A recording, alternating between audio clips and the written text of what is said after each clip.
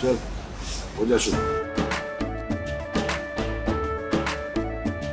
केसरिया से मन जोगी हुआ रे, दिल झूमे देखो पतवारा हुआ रे, दिल झूमे देखो पतवारा हुआ रे।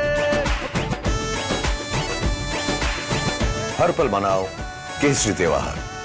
विमल, बोलो जुबान Kesari.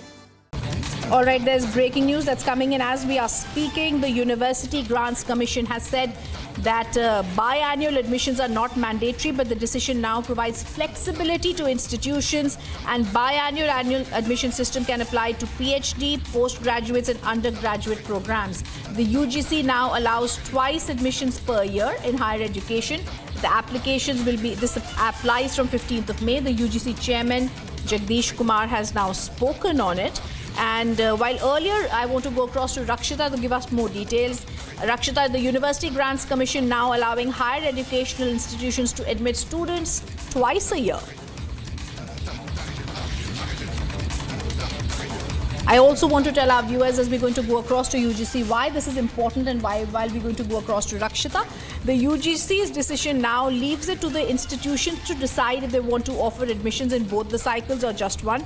It's not mandatory, it's flexible, but Jagdish Kumar, he'd earlier stated every university offers admissions in July and August. In addition to this, if they wish to offer programs in January also, they're welcome. A majority of the universities globally offer admissions in July and August. It's a unique situation, and this is UGC is not going to do any micromanagement. It will only provide the broader regulatory framework on whether the universities may be able to offer admissions. He said it's a choice depending on them. For example, in a science program, if they find the students admitted in the July, lab facilities are there in the daytime, they can then use it later for another month.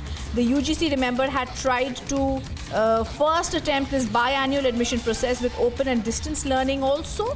And now Kumar says during the trials in the ODL, which is the open and distance learning and online, the UGC found nearly 500,000 students who would have otherwise waited for 1 year to join these programs got this opportunity in Jan itself. So good news coming in for students, as the UGC allows twice admissions per year, and it's going to attract a lot more students, going to be beneficial for them. If the university is now intended to begin a second session in Jan, he said they will have to get the decision approved in their academic and executive councils. Big news for the children, because even in the undergraduate programs, they're able to do this. Let me go across to Rakshita, who's joining us live. Rakshita, a big smile on the faces of children, because this is going to be a big bonus for them. Absolutely, of course. This comes in at a very crucial stage. Remember, there have been a lot of controversies around several of the examinations, but this, of course, is a different thing and a big, relief. And as you said, smiles on many of the aspirants. That let me just take you through the details of this. Now, what happens is that the earlier regulations had allowed students to be, admitted only during July to August, or only during this particular period.